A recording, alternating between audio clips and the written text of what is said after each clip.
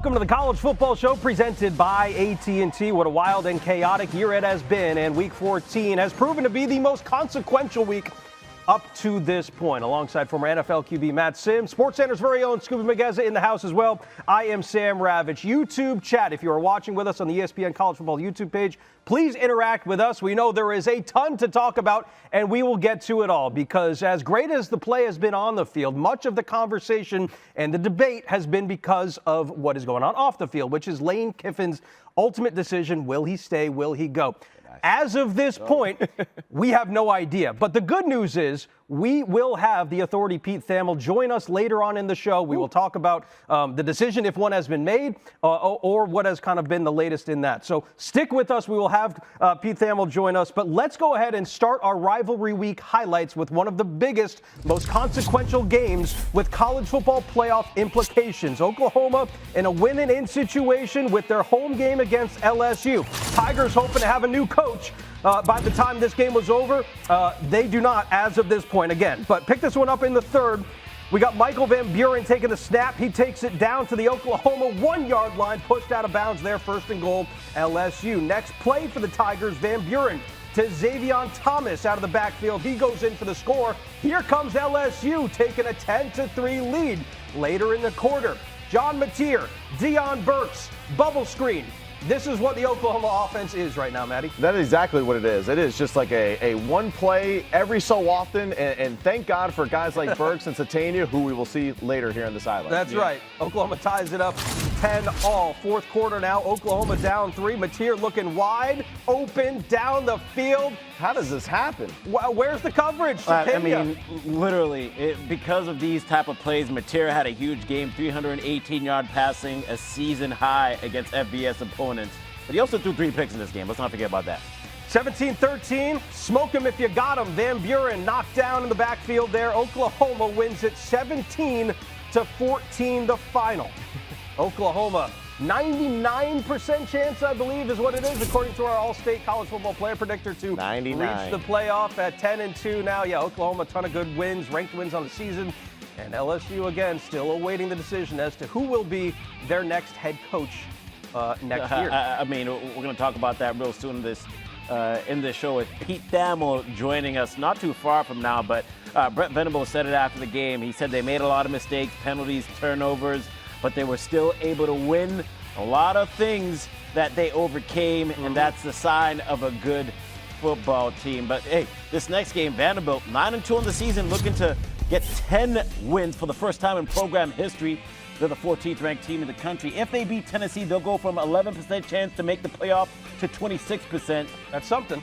And things didn't start great. First quarter, Diego Pavia dropping off the ball to the other team. Yikes. We like that. Picked off by Adrius Farouk. Farouk is on fire. My bad, Scoob. I'll be ready. I'll be ready next Tennessee time. takes over. So on their ensuing possession, Deshaun Bishop takes King. Touchdown. Volunteers strike first to make it a 7-0 lead after a 12-play, 80-yard drive. But later in the first, Vandy answers back. Cedric Alexander runs through a wide-open hole for a 28-yard touchdown. Sam, you could have ran through that hole, bro. I might have, but not nearly as fast. You weren't getting to the end zone. I know that. Right. Cedric's faster than you. Second quarter with the game tied at 7. After hitting some big plays on this drive, McKylan Young sees a hole, and he also sees the promised land. 3-yard touchdown. Vandy goes 78 yards in 4 plays to take a 14-7 lead. Later in the second, Joey Aguilar. Unleash the Kraken. My man. That is correct, because he's wide open. My Lord, Chris Brazzell, 52-yard touchdown. He had 6 catches, 91 yards in the game. This game was a lot of fun because later on, Bishop does it again. The patience, the speed, the 35-yard touchdown. He had 97 yards rushing and 2 tutties on the day. Volunteers lead by 7. Thank you, God, for helping him get in the end zone. But right before halftime, Vandy says, we ain't done. We ain't finished. Pavia, he was accurate. It's Trey Richardson for 6. That's a touchdown. Game Set tied. up by the weakest roughing the passer I've ever seen in my life, Scooby. You Here we skipped go. over that part of it, but yeah. Ain't just had to showing get in the that in there. highlight. Third quarter. Highlight. He can read however he wants. You're right. You're right. My bad. I'll stay in my lane. Vandy strikes back. Cedric Alexander. This guy has such great vision. I mean, the the pace, bouncing it outside, getting in the end zone. Well done, Vanderbilt. Underrated. Up 38-24. But he wasn't the only one running wild. Fourth quarter, Pavia starting to pad the box score, the stats, because the man wants to go to New York. This was 24 of his 165 rushing yards on the day. Vandy up 38-24. There it is. Wait. I love it. We saw him pull the Heisman. He's going to New York. He's going. He has to. All right, Cedric Alexander. He's going to go to the end zone for his third touchdown of the day. 39 yards here. Vanderbilt gets their fourth road win over an AP-ranked opponent since the AP poll area. Here's Pavia after. Well, I remember telling people at the beginning of the year what we were going to do, how it was going to happen. People laughed at us, didn't believe in us, thought we didn't have this, you know? And so I think it's a testament to these guys, how hard they worked, and the transfer portal. Huge win for Vanderbilt. I mean, as I mentioned, they get their fourth road win over an AP-ranked opponent since the AP poll era began in 1936. Two have come this season. The other two came in 2006 and 2007. What a year for Pavia and the crew, man. We missed the best part of the sound right there. He said, stay for the game. Yeah. Or come to the game, come watch us play, and stay for the party on Broadway. Right. So, I mean, come on. That's my kind of quarterback. How often do you see quarterbacks thanking the transfer portal? You probably should. We're gonna get used to it a little bit more now. Patty, Tennessee doesn't lose like this at home. This doesn't happen very often. I can't look. I can't look. Hey, Vanderbilt is going to be, Yeah. I think there's about 5 teams right now that you can look at that will be outside of the college football playoff. They have a great case, and they are one of the teams. They definitely added to it today. There's no doubt about that. And, hey, I love watching Diego Pavia. Even though it was against my Tennessee Vols today, need some more Diego Pavia, man. He is good for college football, and it is fun to watch. All right, let's switch it up now. Enough of this Tennessee talk. Oregon, Washington, let's go. Go West, young fella. Yep, Washington taking on the number 6 team in the country. Damon Williams Jr. Intercepted What a by great Jadon play. Kennedy. Looking Great like a job. wide receiver there. Yeah, he's doing a great job this season, really playing great in the back end. Here's Dante Moore off the interception. Getting in. I love, Dante Moore. We saw a little extra, energy from him today, so I was pretty pumped to see about that. Yeah, Here's Williams now, Damon Williams, and this is just the number one connection all year long from Denzel Boston for a 3-yard touchdown there underneath, a little pick play, well-designed play. Oregon still leads the football game at this point, 13-7. But you see, though, Washington hanging in there, playing tough at home as usual. No shock there. Jed Fish always has the boys prepared, especially at home. Let's fast forward, though, to the rest of the football game now. We're in the fourth quarter. Damon Williams dropping back to pass. And there's that dude again. Finds Boston for a 13-yard touchdown. Well-designed. Gets the dude. Hey, the best receiver on the team wide open there. Next possession, though. Malik Mercedes-Benson. Oh, yeah, right there. He hit that extra gear right there. We just can't get over, right? We watched that highlight over and over. Yeah. Malik Benson, man, I need to see him on the track and field. Yeah. I mean, it's just unbelievable. When he gets his gear going, he is just unbelievable. It's tough to stop him. Oregon goes on to win 26-14, improving to 11-1. Solid football game for them. And like I said earlier, man, Dante Moore showed another side of his grit today. Got hit pretty hard a few occasions, bounced back up, really fight today. So good sign for the Oregon Ducks, their young quarterback maturing. But listen, when they get healthy, this is going to be a team you do not want to see come college football play. That's right. That's right. They might be young. They don't have a lot of experience, but damn, they play hard and they are fun to watch. Another team that's really fun to watch is Miami. Oh, yeah. I'm going to pick it up here late in the first quarter as they took on Pittsburgh. They're up 3-0. It's Mason Heinschel dropping back and launching this thing deep down the field to Katarius Hicks. It's a 40-yard game. First down, Miami at the Miami 11. Top of the second here. Heinschel gets back to throw. He's wide open. That's Justin Holmes. Jogs right into the end zone. Pittsburgh up 7-3. First and goal for Miami as they're driving. No Beck at QB, so no problem. Malachi Toney, one of the best freshmen in the entire country. It's 10-7. Miami with the ball again. Beck. Who's he going to hit? Malachi Tony. 22-yard touchdown. First Miami player over the last 20 seasons with a passing touchdown and a receiving touchdown in a single half. He's a freshman, by the way. After the half, Miami looking to score, 3rd and goal. Mark Fletcher forces his way right up the middle to score the 4-yard touchdown there. Miami continues to extend their lead. It's 24-7. Pitt still has no answer at stopping Miami. This is when they really just put the pedal to the metal, if you would say. Yeah, all of these starters were in this game in the 4th quarter, and you know exactly why they were. Absolutely. Well, here's another starter, Beck, getting it to C.J. Daniels down the field. Daniels, such a good possession receiver. Way to track the ball down. A little pretend there. Mario Cristobal, after the game, making a case. Complete dominance. You know, a team that just, we've got great players in all phases, and we're playing great football in all phases. And you know what? The best part about football, you get to settle it on the field, where head-to-head is always the #1 criteria for anything regarding athletics and football. Now, the head-to-head he's talking about is the game that they played against Notre Dame. These are two-loss teams that are going to be matched up against each other, and you got one team that beat the other. But as it comes down to it, we talked about on Rankings Reaction on Tuesday, Sam, it's not about who's the most deserving team. The committee is going to look at who is the best team, and right now they think Notre Dame is better. Right now they do, although we have seen them kind of be put in the same pod now as we're starting to learn more lingo from the playoff committee. I don't know if there's anything that Miami can do outside of losses ahead of them that would put them in the playoff at this point. It seems that way. Unfortunately, we just see the talent on the field for Miami and how good they are. And the fact is they just didn't take care of business against teams that they were better than. And it's obviously hurting them here late in the year. So we'll see if they get a few breaks go their way. Yeah. All right, let's switch it up now. We got UCF taking on BYU, baby. Number 11 BYU Cougars. Oh, man. Early on in this game, I'm telling you, UCF was ready to go. Here we got Tavon Jackson. He finds Dylan Wade for a 4-yard touchdown there, wide open in the end zone. Knights lead 7-0. UCF driving now again.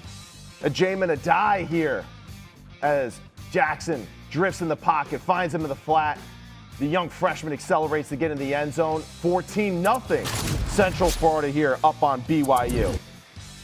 Now BYU, after a long drive, gets down to the low red zone. Well, guess what? It's LJ Martin time. Give that man the rock. He's going to get in the end zone. That dude is strong. Give him the football more. Here's another one. LJ Martin again into the end zone. So that 14-0 lead, well, it's gone. Tie ball game. Here we go. 3rd quarter now. LJ Martin again. Yeah, he had it there. Yeah, he's that dude. He's that dude. Give him the rock. And again, here we go. Lower body strength. Pushing the pile in. That's how you do it right there. BYU up in the game now. 24-14. Parker Kingston catches the punt. Whoop. Acceleration. Field. That a way to break through a tackle. Gets a 39-yard touchdown return for the touchdown there. Up 31-14 now. The QB plays receiver here. Tavon Jackson gets the pass here from Adai again there, the young freshman. So the young freshman getting the catch for a touchdown, the pass for a touchdown. But here's Bear Bachmeier, and he finds Parker Kingston again over the middle, breaks a tackle, green grass in front of him. He hits the burners into the end zone. Cougars take the lead, or have the lead again, 38-21. Final score there, as you see, 41-21. A lot of respect there at midfield between the coaches, but BYU, hey, slow start, took care of business at the end. And the good thing, I think, for this football team, hey, we know LJ Martin, phenomenal football player, really good game by Bear Bachmeier, right? Yep. Showed his talent that he can drop back and cut up some defenses, some good just normal down and distance throws for this offense. That's something that they're going to have to use going forward if they want to make a run, win this Big 12 championship, and then get into the playoff with that. That was the biggest difference when they played Texas Tech the first time. They got punched in the mouth, and they did not come back. That's right. They took a punch, got down, and then they came back. Bachmeier had to throw the ball as well. 41-21 the final, dominant 20-point win there for BYU. They will see Texas Tech in the Big 12 title game. Yes, sir. Speaking of tickets getting punched to title games, Commonwealth Clash carries more weight than it has in a long time. All Virginia's got to do here is win, and they are into the ACC championship game. However, they have only beaten Virginia Tech twice since the turn of the century. Here we go. Not an ideal way to start for the Hokies. Kyron Drone slings it, tipped at the line. Fisher, K-Mac intercepts it, and then Marcellus returns it for 4 yards to Virginia Tech's 46. UVA is going to strike first at home. Here's Jamari Taylor pushing through contact, and just enough to get into the 1 yard score. UVA going to go up 7-0. We go to the second. Virginia pulling a little trick play out of the hat. Direct snap to Jamari Taylor, then a lob to Sage Ennis. 1 yard score there. Who's up 14-0 in Whoville. To the third. UVA touchdown right before the fourth. Chandler Morris, he's going to take it in himself. The man is 24 years old, still playing in college, and he is the reason why that Virginia is going to go to the conference title game for the first time since 2019. 27-7 the final there.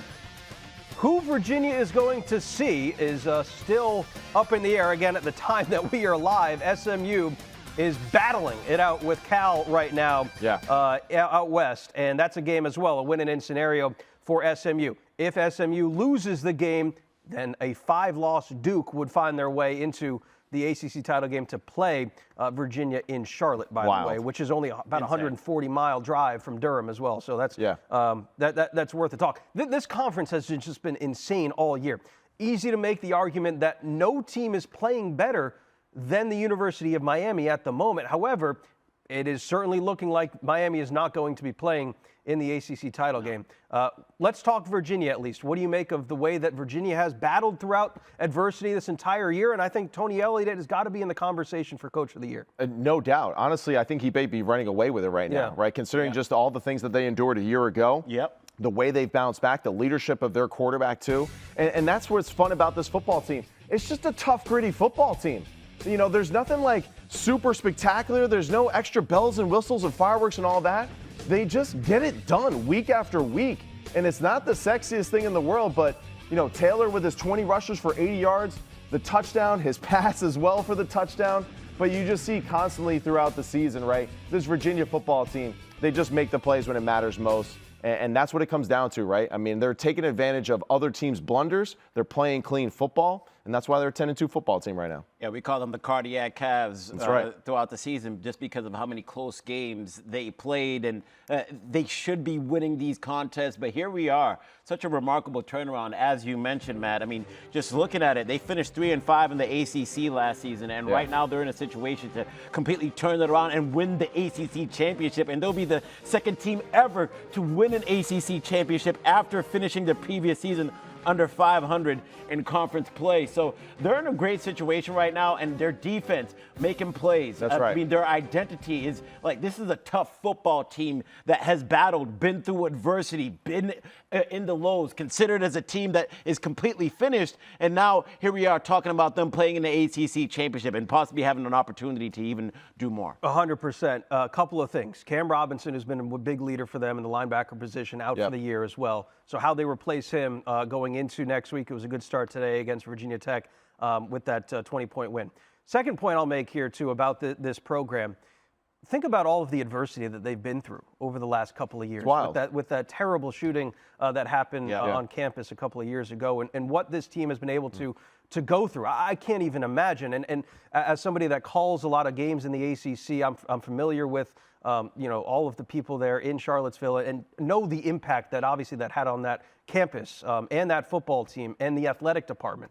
Tony Elliott has been the steady force throughout it all in guiding this team. Another reason why if I did have a vote, he would be the ACC Coach of the Year this year. That's real. All right, SMU still in a battle right now with Cal. They are leading 35-31 again at the time that we are live. That's insane. Which is insane. They were down 2 scores for a good chunk of this game. Let's talk Miami. Miami controlled what they could today. And you talk about common opponents. Notre Dame went into the Steel City and they took care of business. So now it was Miami's turn to try and do that. 38-7 the final there. Due to the tiebreaker scenario, as we've already talked about, they will not be playing in the ACC title. Do you guys believe there is anything that they can do now? I mean, they're done now. Like everything is on the table. So where do the chips fall for you right now as it pertains to Miami? I mean, we all know Miami is a playoff football team. Yeah. There's no doubt about it. Their coach really doesn't have to say anything about it, right? Unfortunately for them, it just goes back to the 2 games, right? A personal foul against SMU that gives them that chance to kick the field goal there at the end to send it to overtime. Absolutely detrimental, right? Just playing a lackluster game against Louisville, right? Basically kind of playing down to your opponent. Louisville's a talented football team. There's no doubt about it. They're a scrappy team. But Miami beats them 9 out of 10 times. And unfortunately, Louisville little giants them. They got them that one time, and that was this year. So Miami is absolutely a playoff caliber football team. Carson Beck is playing great football, despite maybe what Georgia fans would like to say about that. The talent and the group outside of him, right? I mean, Malachi Toney, like we mentioned earlier, he's one of the best football players in the country right now, the way that he's playing. Akeem Mesidor on the defensive end side of it, the defense at the back end too. Jacoby Thomas and those boys are playing phenomenal football right now. The speed that they have is obvious when you watch this team play. They're a college football playoff caliber team. And now the question is, will they get lucky with some of these things that go their way, whether it's within their own conference, the Big 12, or something else, too, that we're really not accounting for at the moment? Yeah, they need help. That's about as simple as it is for Miami. And quite frankly, I wish we could get Miami and Notre Dame in. There's so many teams that have an opportunity to get into the college football playoff. Miami is one of them. And then you got Texas that's trying to make a case right now. You got BYU that's going to try and get in. Listen, Vanderbilt. There's not enough space for everybody, but Miami is going to sit there and say, we beat Notre Dame, so therefore we deserve an opportunity, because head-to-head matters when you're in between the lines. At some point, we got to look at what we've done on the football field and account that in the decision for getting into the college football playoff. So I think everyone's going to have a great case. There's going to be some mad fan bases. And right now, as I see it with Miami, you are a college football playoff team, but there's just not enough space. So you mentioned it. SMU was in a win-and-in situation. We'll get to that and revisit the ACC conversation in just a second. Texas A&M had a win-and-in scenario as well last night on Black Friday when they took on Texas, and they just folded in front of our eyes. Back-to-back years, the Aggies eliminated from SEC championship contention at the hands of their perennial tormentor, Texas. Arch didn't have the best game through the air, completed less than 50% of his passes, but he didn't need to, because once again, Trey Wisner was the name of the game for Texas, had 186 last year against the Aggies, followed it up with 155 last night. Here is what Sark said when he was stumping for his team after the win. When you play 5 top 10 ranked teams in the regular season, and you go 3-2, you beat 3 of them, and you schedule an Ohio State out of conference play, I surely don't think we want to punish us to do that. Because what are we all going to do? We're all going to get out of those games, just like a lot of other teams in the country have done. And they've got nice, pretty records right now. But they weren't willing to go play these games out of conference. We're willing to go play those games. I just hope we don't get punished for doing that. And this whole idea that, hey, well, you lost to Florida. Well, the team that played for the national championship last year lost to Northern Illinois at home. So we're not going to you're going to punish us, and you don't want to punish them, but yet they were good enough to go play for a national title. So I have no doubt in my mind that the team we have in that locker room downstairs is a playoff football team and worthy of an opportunity to play for a national championship. All due respect, and I totally understand what he's saying. You can't draw a direct comparison to Notre Dame last year because, A, it was a different year last year. You're going to make your case. Yeah, you can make your case. And we all know, too, that Notre Dame is its own entity that really cannot be compared to, right, when we're going through this college football, right? It's the facts. It is, unfortunately for him. And for Sark, too, I think the other point that's pretty interesting is, like, you know, hey, I get the whole house. Listen, they made this deal in 2014. You weren't even a thought in Texas's radar of being a head coach. So that whole like, oh, we scheduled this and all that. No, they scheduled it in 2014. You're the head coach. You have to deal with it. You played great against Ohio State. That's not our problem. The problem is, yes, it's Florida. It's the fact that it's the 3-8 football team, right, that hasn't won anybody within conference, that completely dominated you. That's the biggest concern, I think, for Texas. Going into overtime against Kentucky and Mississippi State is also an issue, especially after what we saw Louisville do to Kentucky today. So that is where I think the pushback goes on Texas. This is the second time, or the first time, actually, Quintravian Weiser crossed 100 yards this season? Yes. All right, so, hey, you're a poor running football team. You're a poor passing football team. You struggle to protect your quarterback in critical situations, and you struggle in the red zone. But yes, you are a playoff caliber football team. They have looked like it, and I think that's been Said that with a little sarcasm. Well, no, but that's been the biggest knock against that, Yeah. Scoob, right? Is that we just haven't seen it. They haven't looked like a college football playoff team. Is it just a little bit of a too little, too late situation for Texas right now? I think that's exactly what it is, and the inconsistency of how they have played all season. Because there are times where we look at them and we say, wow, that is a good football team. Maybe they've found something. It took a little bit of time. That defense, by the way, is definitely a top 5 defense in the entire country, if you ask me, and you saw how they performed against Marcel Reed and that offense. But the problem with Texas is they're not consistent throughout the game, and they're not consistent at the quarterback position with Arch and the way that they run the ball and the way that they protect the quarterback. But hey, you're going to make a case if you're going to beat the third-ranked team in the country. Yeah. Now, here's some things that Texas fans are going to look at. Only team with 2 wins over teams currently ranked in the CFP top 10. Only team with 3 wins over teams currently ranked in the CFP top 15. So your wins are great, but your losses also count. Yeah. It's not just who you beat, but it's also who you lost to and how you lost to. And I think if Texas had kept that game against Georgia a little more competitive, then we would feel more inclined to include them in this conversation. I just think the overtime game against Mississippi State, the overtime game against Kentucky, the way that you lost against Florida, those things are adding up, and that is the reason why Texas is going to be left out. Just as a curiosity, right? Like, would it have been better for Texas to beat Florida and lose to Texas A&M? Would that still be a more favorable 3-loss football team going to the college? 1,000%. In the eyes of the committee, right? It's a better loss. That's where it's like, it's a weird thing that, like, it's a bad loss as far as the Florida game. Of course, you can't swap out losses and think that you're going to be a successful team. But ultimately, Texas is a good football program. They got a lot of things to build on. And they're, honestly, I think, just a year away from being kind of that juggernaut that we expect them to be this year.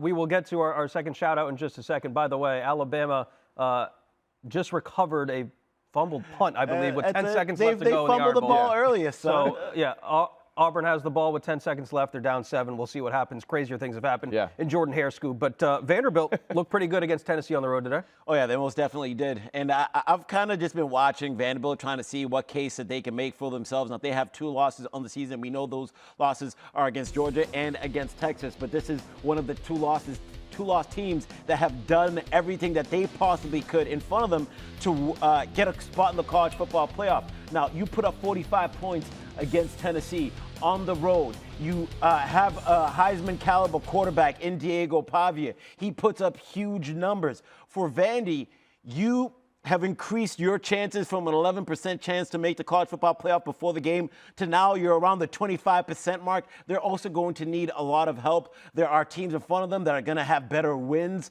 They do have the Oklahomas that have their 2-loss teams that are going to be in a better position. They also have the Notre Dames that are going to be in a better position. Then Miami's going to sit there and say, hey, we think we deserve to be in the college football playoff over you. But for Vandy, record-breaking season for the program, right, to beat Tennessee the way that they did. They have never had 10 wins in a season. Amazing. They won games that we never thought they could win before, but yet they're going to be on the outside looking in. It's amazing. It's been a great year. Clark Lee, the quarterback, of course, Diego Pavia, and just how they played. It's been awesome, right? Unfortunately, I think just defensively, they lack just the ability to be consistent, right, to make big plays in critical situations. Sounds like Tennessee a lot, by the way. It does sound a lot like Tennessee, right? And I appreciate you taking a shot at the alma mater there. But still, for this football team, I do think that they're more deserving of a playoff bid than Texas at the current moment, despite Texas winning the head-to-head. Sure. I think that they are the better football team.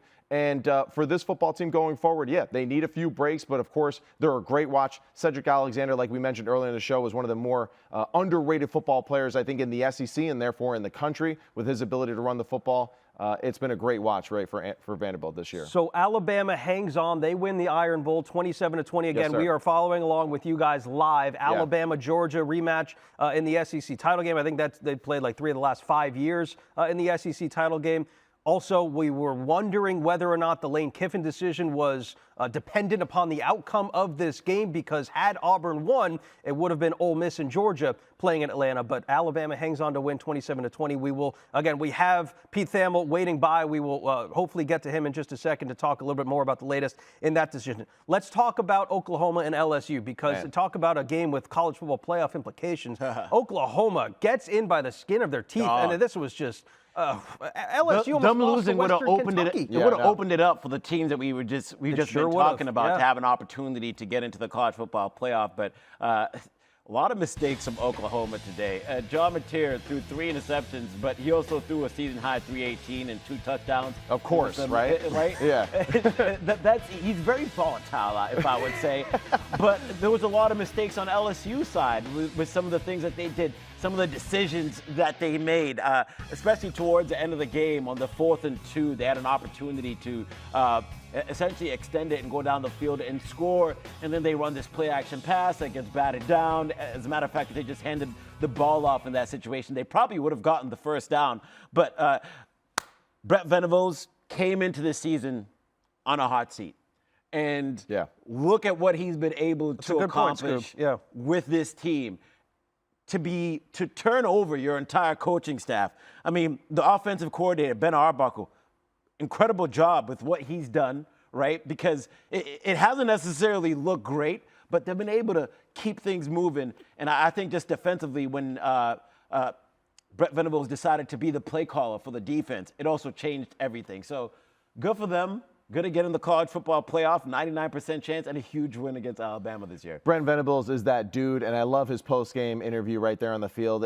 Hard to kill, and it's true, man. LSU 2 for 14 on 3rd down, 0 for 1 on 4th down when it mattered most. Grayson Holton, forced fumble there in the high red zone area on a double reverse pass. Somebody was open there in the flat. It was going to be a walk-in touchdown. Grayson Holton made an unbelievable play. They settled for a field goal to make it 13-10. Mateer then finds Satania on that 58-yarder for the touchdown in up-tempo, which was great. I thought Ben Arbuckle did a great job of just switching up the tempo offensively to give them a little bit of an advantage. And then LSU, right, they have a 47-yard kickoff return following that touchdown. And then, of course, Grayson Holton again, right? Adding pressure. Peyton Bowen with the tip pass at the line of scrimmage. Eli Bowen also playing great. So it just goes back to Venables, that defense. They're one-dimensional, no doubt. Even when we do get the performance from Mateer that we want to see, it's still like, well, it's the 3 picks now. But still, they do have that ability to make big-time plays on offense with Burks and Satania with their speed. Mateer, hey, he's just a fun watch, man. We'll see what happens. It's just like you never know, man. He's got an ace up his sleeve or he's got a deuce. You don't know. But either way, it's just a really good football team on the defense side of the football. And Venables, man, is that guy. He's hard to kill. Hard to kill. Yeah. Now we're saying I'm in the college football YouTube chat, just looking through all your messages, trying to find something that sticks out to me. And is it Lane C. Wright, 5855? OU might be the worst team in the CFP. Now, I know you're just talking crazy up in there because maybe you're a Boomer Sooner hater, but I know what he's saying, though. I know what he's saying, yes, right? So we'll add you to the discussion, and this goes for everybody that's in the YouTube chat. I do think they have the best defense in the country, one of them, right? They're right there with Ohio State, if you ask me. But offensively, yes, those things need to improve. And they're not a threat on that side of the ball. But when you say you know what he's saying, what do you necessarily I mean, we all know, right, that just like for Oklahoma right now, the offense is average. You don't know what you're going to get. At best. I mean, it really is. It's average for just every standard across just college football as a whole, not even within the SEC. But Venables and the way that he's been able to manage football games, they make key plays on the defensive side of the football consistently. They can pressure opposing quarterbacks. They get a lot of tackles for a loss, and it does seem like they do come up big in huge situations week after week. Even Peyton Bowen there in the low red zone area early in the game in the first quarter, scoreless football game, makes an unbelievable acrobatic interception, right, that just flips it immediately. So Oklahoma, I totally agree with them. And, like, man, they are the best, worst team right now that is 10-2 in the country that will be playing for the playoffs. You see, Lane, you're right. We got you in the convo. We got you, man. I see what you're seeing, He dude. said aside from the G5, of course, I just don't see it from OU. And I hear you. And I hear not fun to watch, but they're a tough football team. I think they're really fun to watch, right? Because it's like points. well, that's what I mean. Like, how can you win so many of these close games without scoring any points? And that's where it's like, if Oklahoma's going to win the national championship, the final score is going to be like 10-8. That's right. You know, like, and that's exciting to me. That's different. It's like watching, if you're a fan of baseball and you like watching a pitcher's duel, right? I mean, Yeah, it's like there's not a lot of offense, exactly. but it's still fun to watch depending on your likes there. Yeah. All right, so both, some of the teams, Texas was watching Oklahoma LSU. They were watching the Iron Bowl. They were hoping for one of those teams to slip up. Right. They did not. Let's take a look at the highlight from the Iron Bowl. Alabama has won 5 straight here, but we know weird things happen when the Eagles fly in Jordan-Hare. No doubt. First quarter, Alabama up 3. Ty Simpson going to call his own number, goes 25 yards deep into Auburn territory, first and goal. A lot of the offense is on his shoulders, Maddie. The entire offense is on his shoulders, and this is really what kind of got the offense going there with that explosive run there. A couple plays later, Simpson falling away from the rush, flips it back of the end zone. Bro. Isaiah Horton, who's been otherworldly. Isaiah Horton, phenomenal. Ty Simpson here. I mean, this is why NFL scouts love this quarterback, because that is a legitimate NFL play you see on Sunday. Simpson going to fake the handoff here in the second quarter, back in the red zone. And then who else? Horton. Here's a who. Look at the touch and the rhythm, throwing it over the shoulder as he drifts away from the line of scrimmage there. Beautiful throw by Ty Simpson. So this was a 17-zip ball game. Now 17-6. Auburn down 11. Ashton Daniels, Malcolm Simmons. He takes it 64 yards down the sideline. Wow. Auburn cuts the lead to 4. Yeah, Auburn had a touchdown rip. call back right before the half, 54 seconds left. They kicked the field goal, and it could have been closer, but that was huge right there for them. Simmons had a massive game here. He breaks a tackle here. He goes another 66 yards deep into Alabama territory. Oh, okay. He got speed. He got moves. Oh, my. Oh, my. Got a little tired there at the end, but yeah, Alabama sends pressure and Auburn makes them pay right there with the broken tackle and the long run after. A couple plays later, Jeremiah Cobb is going to take the handoff. He'll take it in the end zone, and Auburn, War Eagle, ties it up 20 apiece. Let's go. Hey, Auburn actually outgained Alabama in this game. They shut the faucet off with this offense, man. Simpson to Horton again for the touchdown, 27-20. Really good play design in the low red zone there. You see Ty Simpson going not 1 to 2, but to 3 there in the read progression. All right, 40 seconds left to go. Daniel swings it out to Cam Coleman. He coughs up the football. Tide punched their ticket. 33 seconds left, man. Cam Coleman is a guy you want to go to, too. You know what I mean? So that's a really tough break for him. Hopefully he can keep his head up. Young wide receiver, great player as well. So the Tide punched their ticket to the SEC championship game. They win the Iron Bowl 27-20. It wasn't without a valiant effort from Ashton Daniels and this Auburn team that, aside from taking down their rival, really didn't have a ton to play for in this game. Yeah. But they did. And Alabama, they played hard, man. They really did. That defense has been really good all year long. Absolutely. When you look at what Auburn, They have a defense like Oklahoma, honestly. They just haven't played good on offense. a lot of their games have been single score losses. Yeah. When you look at them, as a matter of fact, this is from our Stats and Information Group. Shout out to them. 7th SEC loss by 10 points or fewer, most in a single season in SEC history. Wow. Right. Now, amazing. A lot of people have questions about Oklahoma, rightfully so. A lot of people are going to have questions about this Alabama team, too, for very different reasons, though.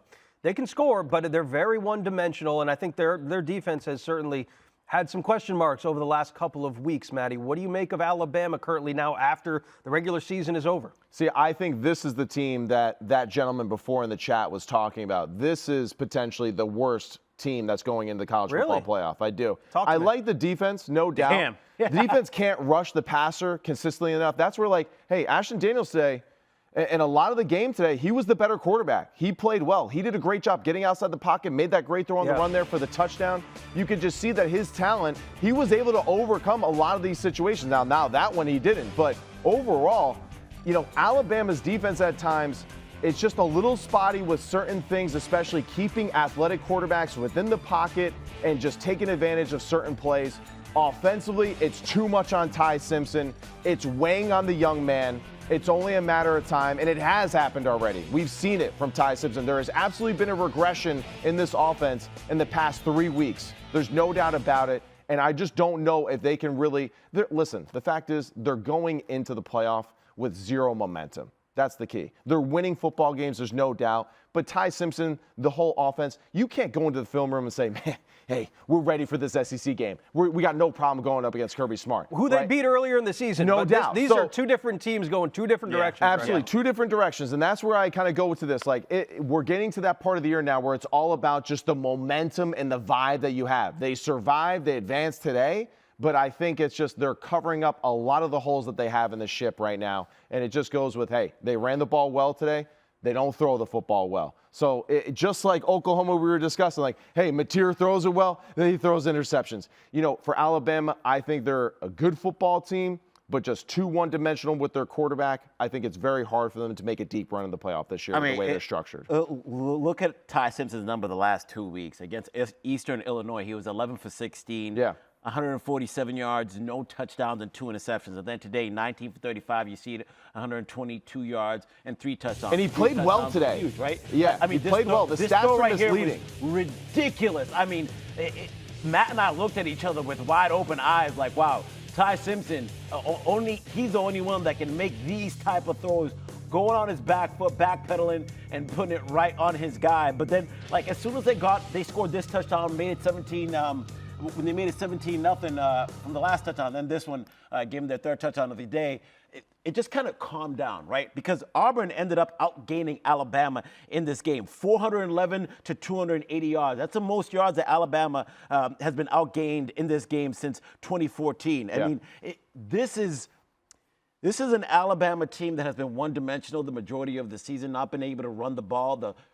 The weight is on Ty Simpson's shoulders. And when you get this late into the season, you need to be able to mix it up. Ryan Grubb has done a great job mixing it up, but I remember from the Washington team that they had that made it to the national championship, as we got later on into the season when he had Michael Penix Jr., it was just, hey, we keep on seeing the passing game, no running. And it got harder as the season started to go along, and I think that's what's happening with this Alabama team. Hey, man, they're surviving right now. That's really what it comes down to. But when you're outgained 411, right, to 280 against Auburn in this offense, it's just not good enough football. It really isn't. And Auburn, 8 for 19 on third down, that's not good enough either, right? This isn't a team that's like running some complicated offense out there, right? I mean, this is the second string quarterback who really is the better quarterback probably on the staff, but still, just the way that they give up explosive plays, it's just not good enough ball. And this is going to be great as Sam takes us into the next segment. Now, Alabama is a 2-loss team advancing to the SEC championship, and they'll be playing a Georgia team that seems like everything is clicking at the right time for them. Alabama, man, you might get a third loss right before the final college football playoff. This is Georgia's kryptonite, though. Like, our friend of the show who helps build the show, DJ, who's a Georgia fan, right, who does all this stuff for editing the clips and all that, he's really disappointed that they got to play Alabama in this game, right? Despite how ugly it looks for Alabama, there is sometimes kind of that mental block for football teams. We'll talk about that because let's go ahead and get to our guarantee of the game presented by AT&T. Yes, sir. Guys, as the college football regular season comes to a close, our attention turns to the college football playoff. But before we get there, conference championship weekend is going to take place with seemingly a lot less fanfare than it has in years past. Take last year, for example, guys, as we get to the importance of these title games. Ohio State became just the 4th national champion that did not win their conference championship game.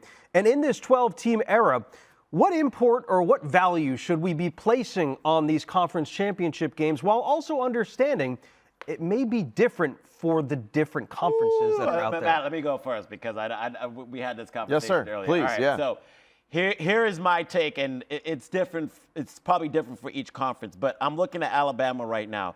As a 2-loss team, you go into the conference championship and then you lose to Georgia. Now you had your 3rd loss of the season.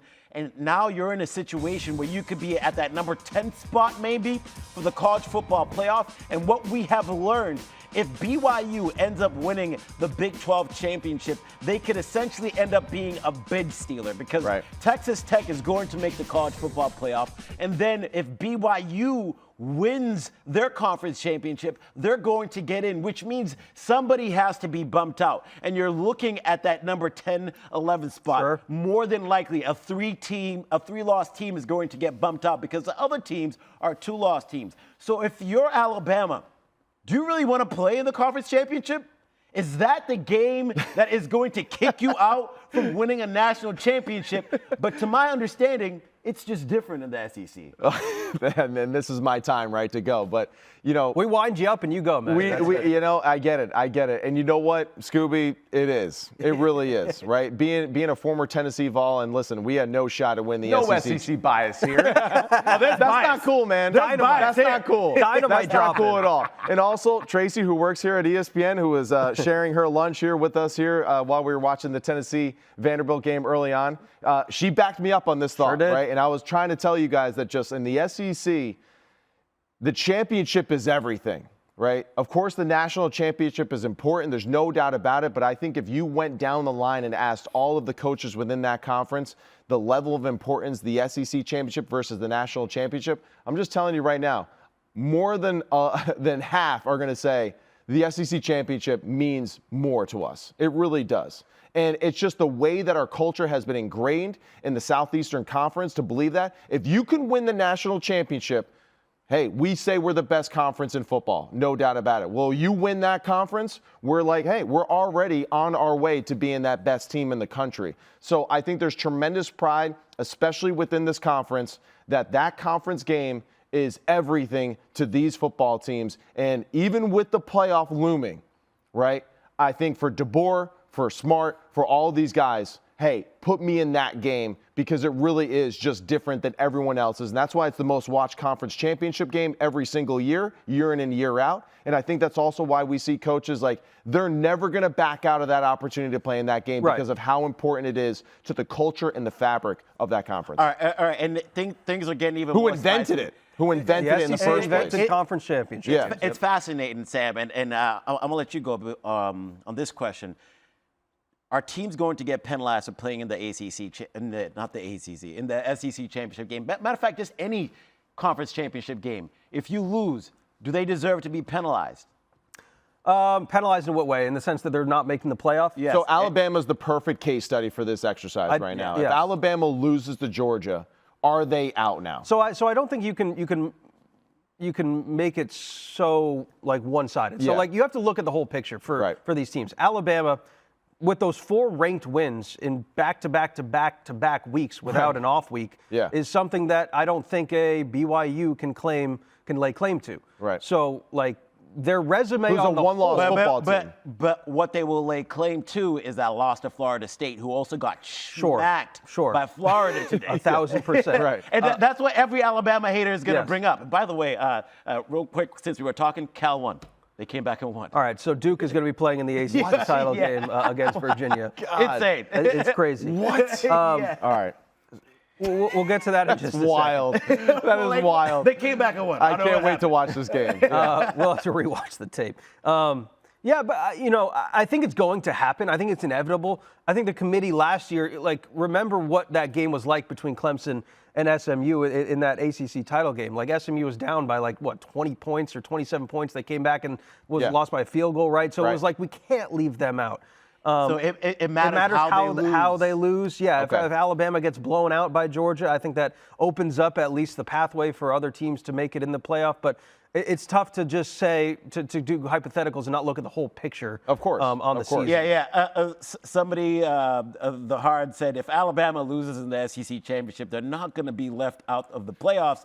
That will be ludicrous. It is. I agree. But remember the scenario I just said. If BYU wins the Big 12, Texas Tech won't be left out. BYU gets in. That's a 1-loss team. And then you have a 3-loss team in Alabama. Somebody has to get bumped out, and it's going to end up probably being the 3-loss team. We will find out. I mean, this season has been absolute chaos.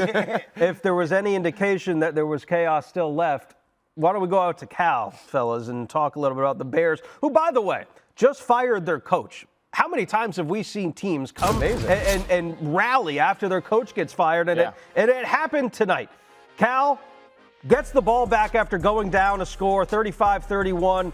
They get into the end zone. They win 38-35, eliminate SMU's chances of not only going to the college football playoff, going to the ACC playoff, ACC championship game. Field goal wide right. 38-35, the final. Duke versus Virginia. Wild. For the ACC title game. Now, guys, this also brings up the other part of the conference championship discussion, which is group of 5 discussion. So, Duke, a 5-loss team. God, look at Sagapolitelli, though. 31 of 40 for 330. That dude is balled a out. baller. Oh, my God, I love watching him Best play. freshman quarterback in the country, maybe. No doubt. All right, let's parse through this ACC championship discussion here because this is going to bring into play the James Madison discussion as well. You have got a 5-loss Duke team playing against Virginia, who is 10-2. You talked about some of the hypotheticals, Scoob. Let's say that Duke beats Virginia, right? Duke currently not ranked by the College Football Playoff Committee. James Madison also not ranked by the College Football Playoff Committee, but they have one loss. That was to Louisville earlier in their season. Let's say James Madison takes care of business. They win the Sun Belt. Duke ends up being an 8-5 team with an ACC conference champion. Yes, sir. Would James Madison have a case to be ranked higher as that 5th highest ranked conference champion than the Duke Blue Devils, guys? So I went into the SIG, and this was earlier in the day. They said, as of right now, if JMU wins the Sun Belt title and Duke wins the ACC title, the All-State Playoff Predictor has JMU with a 99% chance to reach the CFP. That was according to our All-State Playoff Predictor in our stats and information That's group. shocking. I didn't expect it to be 99. I'm just telling you what they said, Pop. Because what Duke is going to claim is, like, Virginia was ranked 18th this week in the playoff committee rankings, right? A couple of teams ahead of them took losses, so it figures to amount to Virginia jumping up a couple of spots. So you would have Duke, albeit, yes, with 5 losses, but their win, hypothetically, against a top 15, say, ranked Virginia team would be better than anything that James Madison has on their resume, all due respect to the Dukes. But the 5 losses, does that drag you down? And I know I'm a UConn fan, but like they did lose to UConn this year. So let's go through the 5 losses as well. All right. So we go back to week 2, number 11 Illinois at the time, right? Beats them 45-19. Yep. Right. They followed it up with a loss 34-27 to Tulane. Right. Then they go on a little bit of a hot streak. They run into Georgia Tech, lose 27-18. That was a good football game. They played well that day, or at least good enough to win potentially. Then, of course, right, they beat Clemson, come back, lose to your team, UConn, 37-34 in a shootout. That was a phenomenal game on the road, as well. On the road, yep. Yeah, in that hostile environment there in Connecticut. That's right. And then Virginia, right? That was their most recent loss, 34-17. Right. It's very hard for me to wrap my head around a team like that making the playoffs, right? And now that it really is. I mean, with that resume right there, I mean, just your signature win. Where is it? I'm looking for it. You know, it would be Virginia. That would be the signature win. You know, you're right. But is that good enough? I don't know. We texted Heather Dinich, and she told us that the committee does not like the strength of the schedule for JMU. So to see them get in over a Duke team that wins the ACC title game would be hard for her to see. But according to our analytics, it likes JMU to get in over Duke. I'm a person that likes chaos, ladies and gentlemen, and we got a chaos scenario, which I love. So for other people who want to see more Madison in this, you're in a good situation. No, you really are. By the way, we will have a whole show breaking down these college football playoff rankings Tuesday night, somewhere between the 8 and 9 o'clock hour on the ESPN College Football YouTube page. All right, let's get to the game, guys. It's crazy that the game has fallen all the way down in our rundown here towards the bottom of the show, but that's just how dominant Ohio State was, especially in the second half of this game, running away with it. First time in 2,190 days, Maddie, that Ohio State has beaten Michigan. They finally got the monkey off their back, as they would say, and Ryan Day gets the win. Your thoughts on the game in and of itself? Coming into the football game, right, the team that rushes the ball more for more yards wins the football game. That's a streak that's held strong now for 24 games in a row, and that held strong here today. I think Bo Jackson and Julian Sayin were the 2 best football players on the field today, right? Bo Jackson and the way that he played was phenomenal. Now, Julian Sayin, let's start with him. Julian Sayin, this was our first opportunity to really see him go through a moment of adversity early on in the football game. The whole team, right? man. Michigan gets him with a little bit of a trap coverage. He tries to throw a back shoulder there, Jeremiah Smith, and the corner baited him into it. He throws it, intercepted. But then after that, dude was on fire. Finishes 19 of 26 or 233 and 3 touchdowns. Played extremely efficient. The great thing is, too, they protect him phenomenally well. Right. It just seems like he has all day to throw the football. And I think Brian Hartline has done an awesome job at grooming this young man, slowly building up his confidence, expanding the offense, it seems like, week by week. We know how talented Carnell Tate and Jeremiah Smith are. Brandon Innes played awesome today, made some key catches there in the low red zone, especially there to get in for the touchdown. But it is about Bo Jackson, man. Bo Jackson, to me, is the difference maker for this football team on the offense side. Yeah. If he can run the football like he did today in the playoffs, I really do believe now that this Ohio State football team is a better football team than they were a year ago. Which is crazy. Which is crazy. But it has to go with the fact that they upgraded from Jim Knowles to Matt Patricia, and it's that much better defensively. Who a lot of people had question marks about when the hire first was made. That's very true. There's no question marks now. If anything, if I'm Ohio State, I'm like, here is a bag full of more money because you are everything that we got you for and then some by the way that this defense plays in every single level. The defensive line is unbelievable. And I think what we take away from this game, Ohio State is awesome. Very concerned about Michigan and the direction of that football team, right?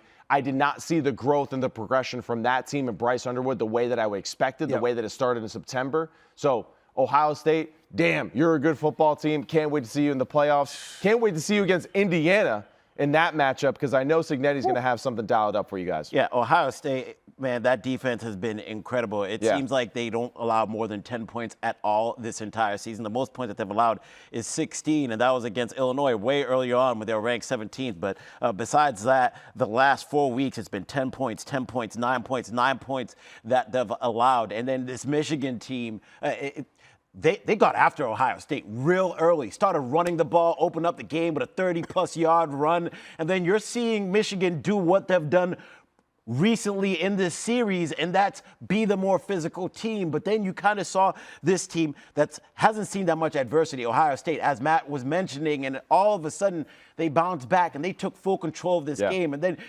towards the end of the game, I love the drama. I love the rivalry. Michigan trying to stop the Ohio State players from planting a flag at their logo. And then all of a sudden this drama that's going on. Michigan has to get back in it some way, somehow. Bryce Underwood, young quarterback, really talented. You like what you see, but I need to see him throw the ball more. So Sherrone Moore needs to evolve and open up this playbook a little bit more for the Michigan fans over there. Because, it did feel a little bit conservative. And they didn't have Justin Hayes. He was injured. And then you get your running back hurt early on in the game. So they really didn't know what they could do, and they became predictable. As soon as Marshall left the game, it was over, right? They kind of lost all their energy. They lost kind of like their bell cow guy. That's right. So, hey, real quick, Jeremiah Smith, the touchdown. Touchdown or no? No. That was not a touchdown. Touchback. For Michigan fans, that was bull jive. The refs didn't really want to go there. But that's how they didn't. The Julian saying down at the 1 yard line was a longer review than the potential touchdown. Perplexing was too. The refs were on fire today. But I digress. All right, Michigan's at-large bid goes kaput, and Ohio State and Indiana likely going to be receiving buys regardless of the outcome. Indianapolis next week. Special shout out to BYU and Texas Tech for taking care of business down the stretch, like we kind of expected them to do. The two best teams in the Big 12 this year. Last time they met, guys, Texas Tech didn't really let BYU score until the fourth quarter. Right. So do we expect any of a different outcome this go around? I got to say, being down 14 to Central Florida today was great because I got to see BYU do something that they typically don't do. Put the football in Barrett Bachmeier's hands and say, win us the damn game. Right. And he played awesome. I'm really pumped. And I think he needed it too, to kind of have one of those games, right, where it was kind of like, all right, I got to drop back. I got to make the key plays for us. At times, I would just say for Bear, especially in this matchup against Texas Tech, don't try to scramble and make every play the play.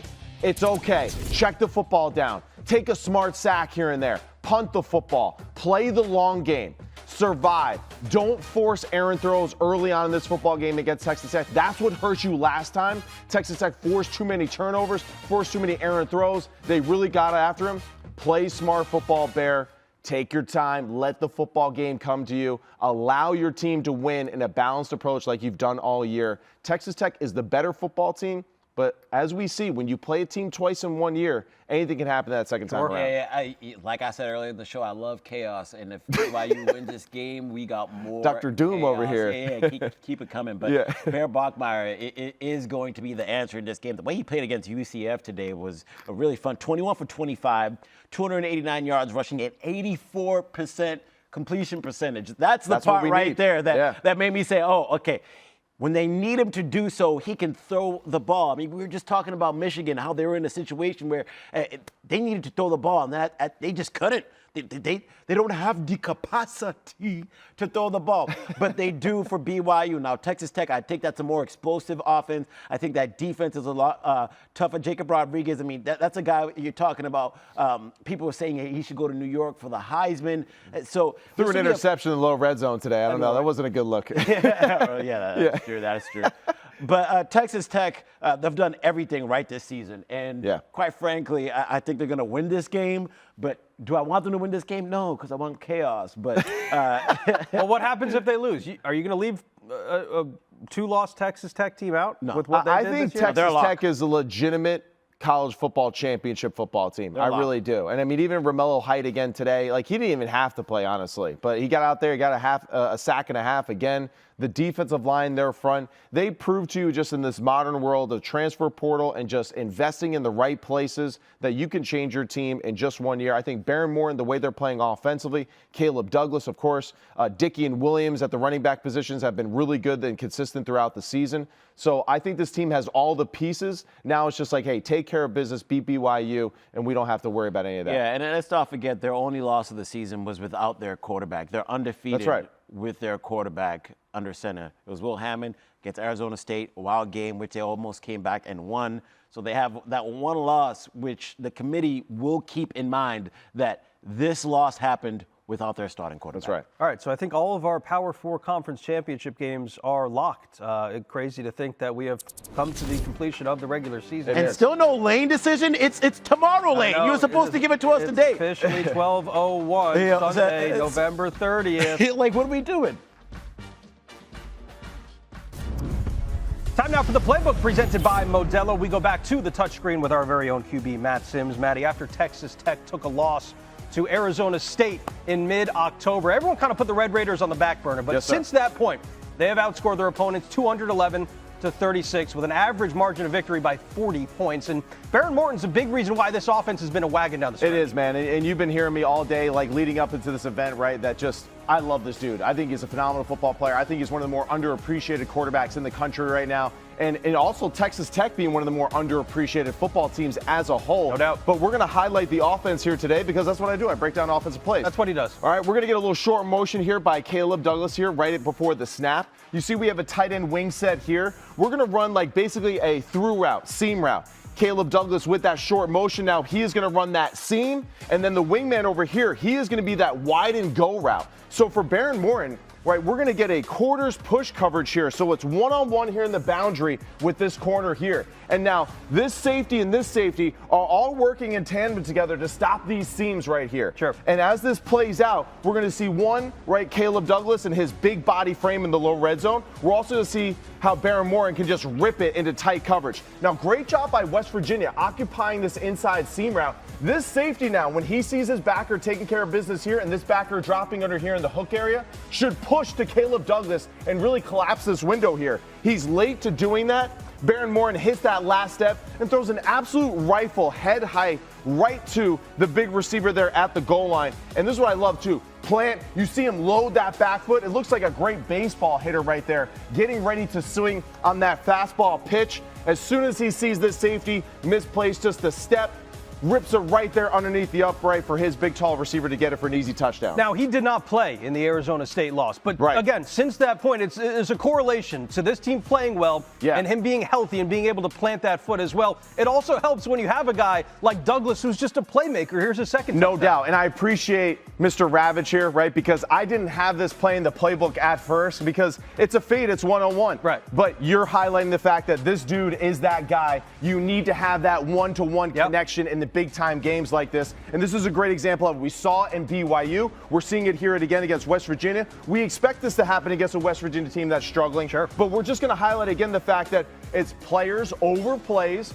We got a tight formation here. It's one-on-one. Our quarterback can see we got the one-on-one that's favorable to us. And we're just going to throw a strong back shoulder throw, head height. Now, what's awesome about this, the West Virginia corner plays it beautifully.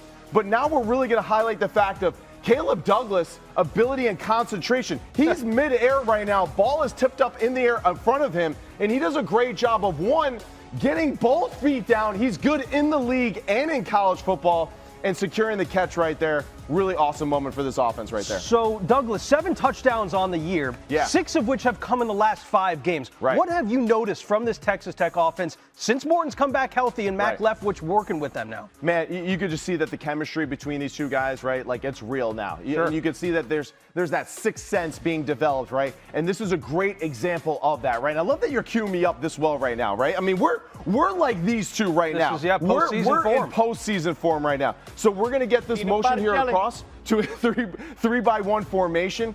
And West Virginia, again, they're going to push their defense right towards that 3 receiver side and basically play like a 3 cloud look. So it's going to be deep third here, deep middle here, and he's playing the deep third in this position. And you're going to see Behren Morton, just his experience at the position and, of course, his skill set again. He's going to plant and throw this football again. 1, 2, 3, plant.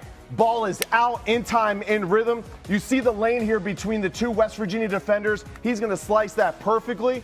And, of course, when it's in rhythm, he gives his receiver time to catch the football and get the yak after. Got banged up a little bit on this play, but it was good to see him come back in this game. There was another word as well that you taught me today. Yeah. Eye discipline. Eye discipline, right? You know, a little smoke and mirrors by the quarterback right here. He sees the safeties here at this point shifting over here towards the field, towards the 3 receiver side. Does a great job of basically having his head right down the middle, and he's peeking out of the corner of his eyes. He's waiting for Douglas to break so he can pull the trigger. We noticed again earlier, play and throw. Great job. Loaded on the inside ball of that back foot, right? He's turned into it. He's ready to drive off of that throw now.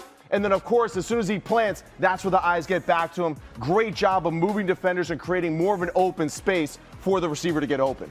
Douglas is a great story, too. For those who don't know, came over from Florida. He missed, and he was out of football for quite a while with a lower leg injury. He dealt with injuries all throughout the spring as well, and pretty much through the start of the season. But, man, can you talk about what it's like to be on that same page with a receiver that's likely to be playing on Sunday? Yeah, it's super special, and you're exactly right. That's where we really highlighted, and this is where you did a great job, too, reminding me. It's like, we are going to be seeing these guys on Sunday, right? Because of their skill set, because he's a strong arm quarterback, because he has great experience, he can stand tall in the pocket. Caleb Douglas, hey, you can't teach size. And in the NFL, it favors to be big and strong on the outside in one-on-one situations. We see it every single weekend. So another situation here, longer developing play. We're going to get a 3-man rush here by the West Virginia front. We're going to get short motion again at the snap.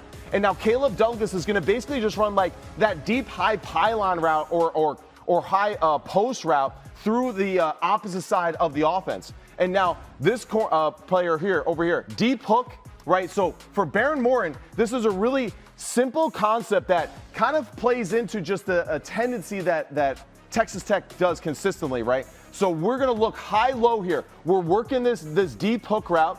If this corner gets stuck here in this position, we're throwing over the top of him. If he gets depth, we throw the hook route. If not, we then get back to our deep in cut that's working into our vision. So this is a big full field progression read, and it all starts with just, hey, it's a longer developing play. After the flash fake, it's a 3-step drop. And when you can sit there and bounce 3 or 4 times and not have any issue in the pocket, it favors well for you as an offense. And that's where Caleb Douglas, again, gets behind that corner there on the opposite side of the field. They have no idea he's there. And, of course, with the angle of this route, he's always going to beat that middle safety because there's just so much room over the top. So we're looking at this defender right here.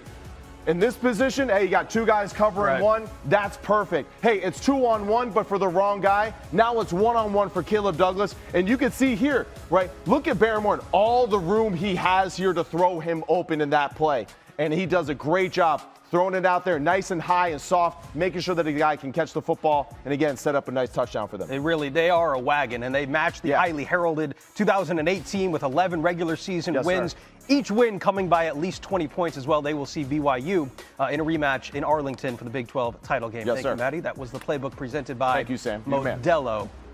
You can catch us every single week live at 11 p.m. Eastern Time, anytime on YouTube as well. Don't forget to start your day with Countdown to Game Day starting at 8:20 a.m. Eastern Time. Either way, we got you covered. For all the big games on Saturday, we have breakdowns of every big game, and, of course, we got you covered throughout the college football playoff coming up. Well, the Lane Kiffin saga continues to go on at the time of this recording, 12:09 on Sunday, November 30th. Pete Thamel tweeting, the conclusion of the Iron Bowl is one of the final variables in LSU's courtship of Lane Kiffin. The delay in finalizing the details of his decision, which increasingly appears to be obvious that he's going to LSU. But the question remains, should he be allowed to coach Ole Miss the remainder of the way? Ole Miss very likely going to be staying in the college football playoff come Selection Sunday next Sunday. So, guys, I'll ask you, should Ole Miss allow Lane Kiffin, who has built this program to his credit, should they allow him to continue to coach the Ole Miss Rebels into the playoff? Maddie, go ahead. In my opinion, no. I say thank you so much for your service. We really appreciate it. We gave you that opportunity first coming over from Florida Atlantic and giving you this opportunity to get back in the SEC. We're damn proud that you're our head coach. We're so proud that we were able to beat Mississippi State in the way that we have the past few years. You've brought great energy, and you've validated us in the SEC once again, right, as a culture. But you have to move on, right? If you're not going to coach our team going forward, you can't coach our team through the playoff and through these next opportunities. I think it's just too much of a conflict of interest. It's not right for him or for the players, and really for the organization of Ole Miss as a whole. Have your cake and eat it too. To allow him to double dip that way. And I think that's exactly what he wanted. He wants to be able to stay and coach this team and finish what he started. Sure. And that's a human aspect of it. We get it. Completely get that. But then you also want to leave to LSU to what you believe is a better and bigger opportunity. Right. I do not think that you should let him coach. And quite frankly, you got to show him the door if he's deciding to leave, because it is a conflict of interest, not just with the players, because you're trying to build another program. Yeah. And you got to try and recruit. So you're going to let Lane Kiffin kick it with your players for the next month or so, or even longer, right? So he's going to bring some of those players with him. And on top of that, the coaching staff. You also got to think about the coaching staff that he can bring with him.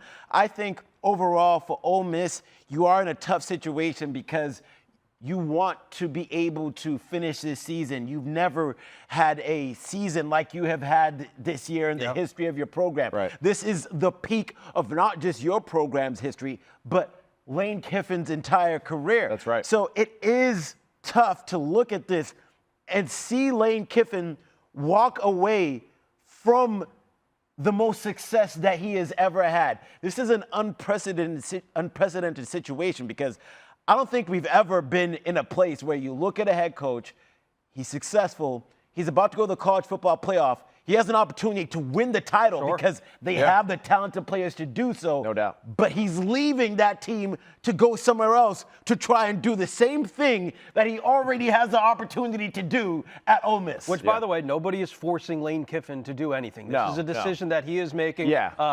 But let's not make him the victim in this, right? 100%. I feel like sometimes that's happened. But real quick, so hypothetically, again, we don't know at the moment of us taping this where Lane Kiffin is going. All signs are pointing that he will be not at Ole Miss in the immediate future. So where does that leave this team now, who is going to be playing in the playoff?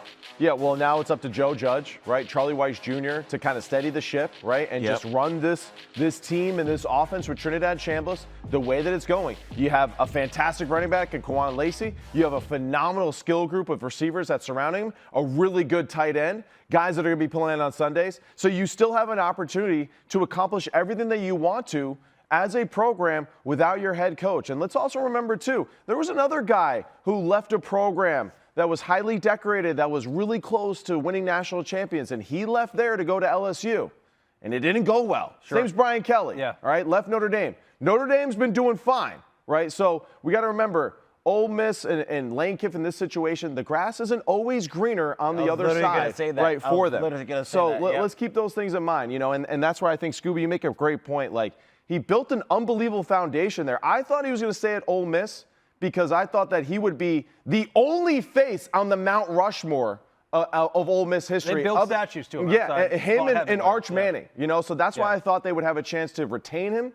But, of course, temptation is real. And, of course, the opportunity to be a part of LSU's culture is a pretty powerful thing in the SEC. And heartwarmer in the chat. So I got my phone out. I'm still looking in the YouTube chat because I had my laptop over there. What are they saying? What do we got? Someone said, I think it's very sad the fact that he's trying to go to LSU when yet I think he's going to have a worse record on LSU. It's not a program like they used to be, and I think Ole Miss is currently better. I see what you're saying. Right now, Ole Miss is better with the way that they're playing and the way that they have their players. And quite frankly, the standard and the expectations are going to be different at LSU than it is at Ole Miss. Now, as an athlete, as a person who is competitive, maybe you want that type of challenge, but they're going to expect a lot from you at LSU. Lane Kiffin is going to be getting dang near $100 million to come over there. Now, we talked about it before the show. LSU does have better facilities. LSU is a better overall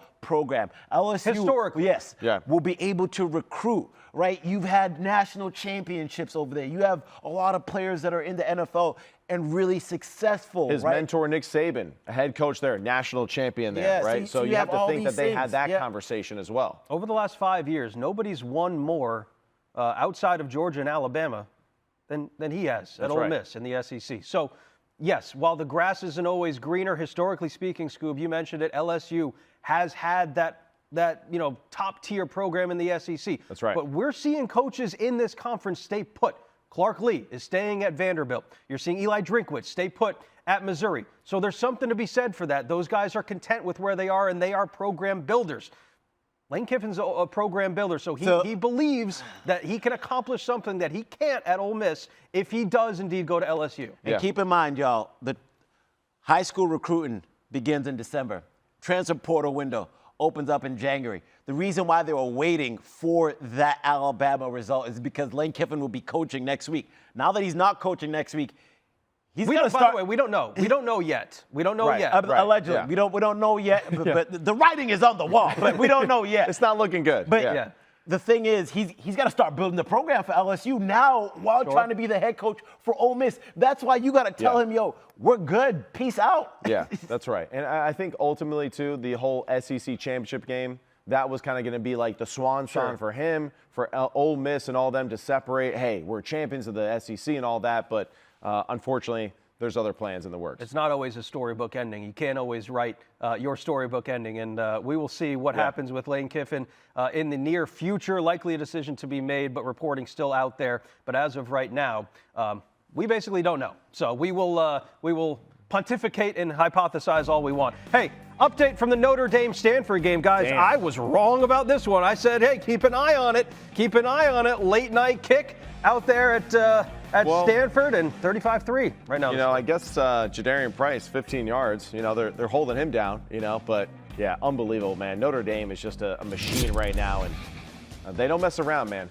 They don't. All right, so here is our college football playoff projection bracket here that we put our three big brains together and put together. I appreciate this. We have Virginia in there. We made it simple. Yes, Miami right now not out. The question obviously was going to be how far would Texas A&M drop?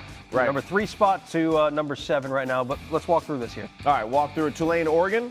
Boys, Oregon? Oh, man, who's going to win this game? I have no idea. Notre Dame, Oklahoma. Notre Dame. Notre Dame? Yeah.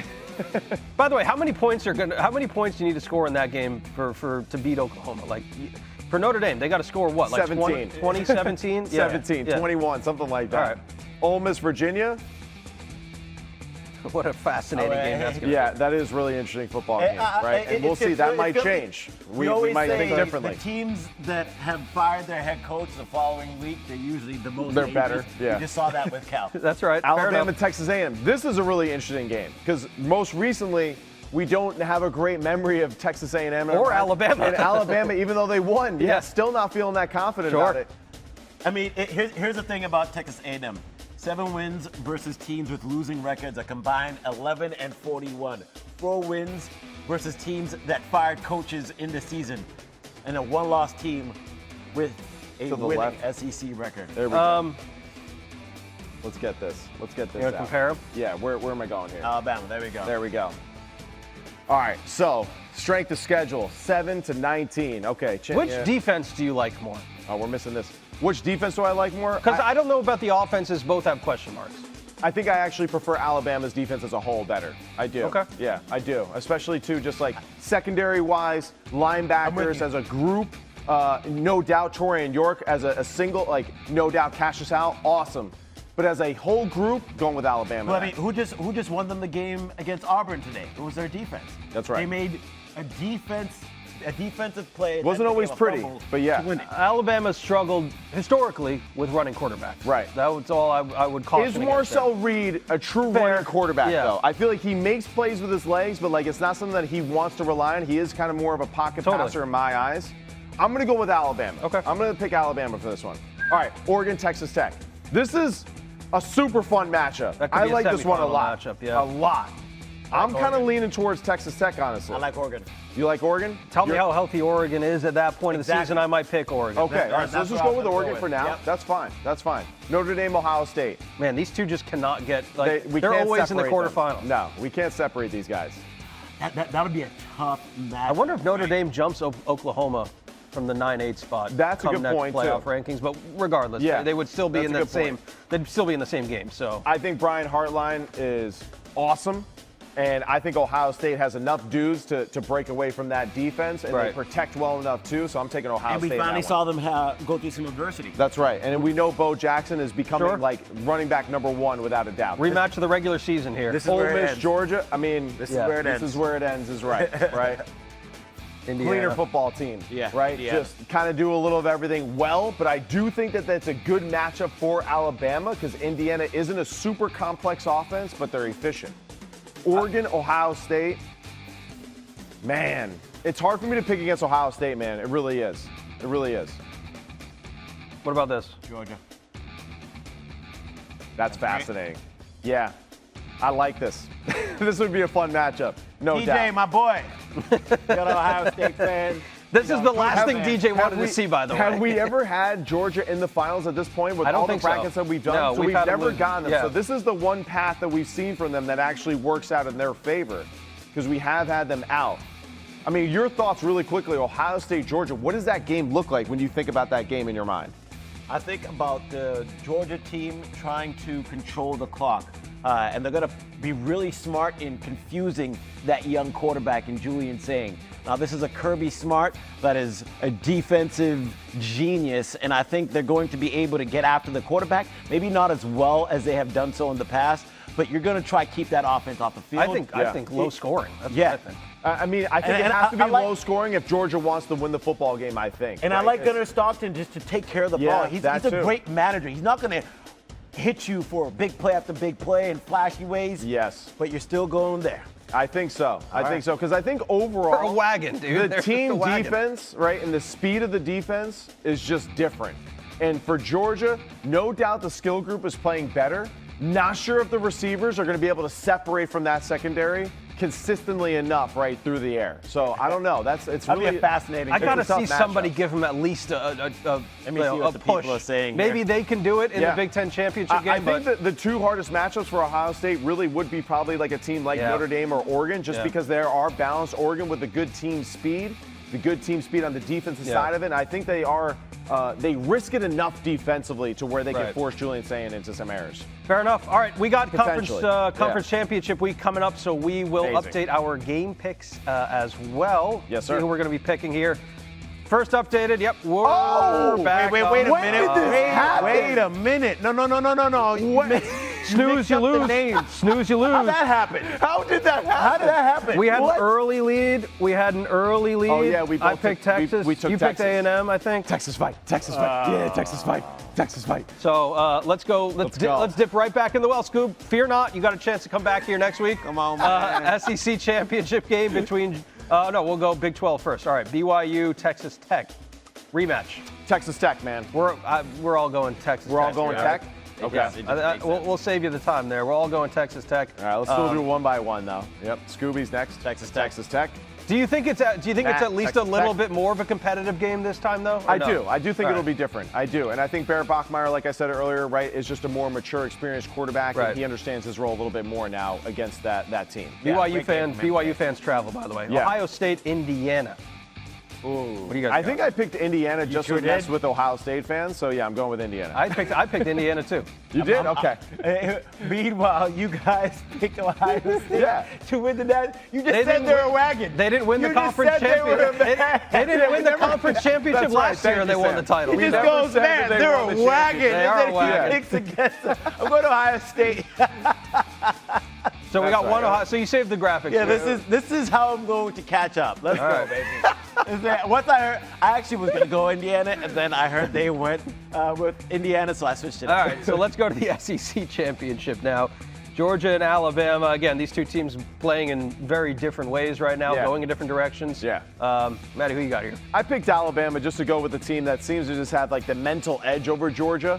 And Okay. listen, I really actually don't like this pick much. I knew you were going to say Right. that. I was don't- like, how can you feel good about No, saying I that don't right feel now? good about it, but I am just going to go with the fact of just like it's in Georgia's head, and I'm going to add a little bit to that, right? Of just like, yeah, here's that team again that you have trouble beating. So There's good luck. there's only so many times that you can beat a team until they finally catch back up. Ask Michigan and Ohio State that. I think this is Georgia's year to win it. They've been the cleaner, more consistent football team. Yeah. And they've shown us that they can beat you in multiple ways.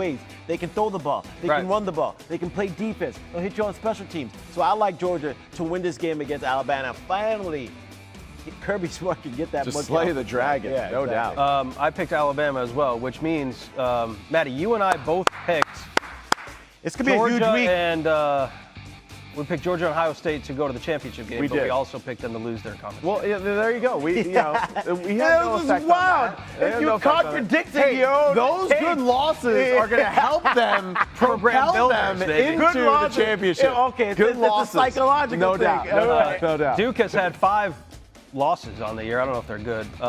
Virginia. I'm going Duke.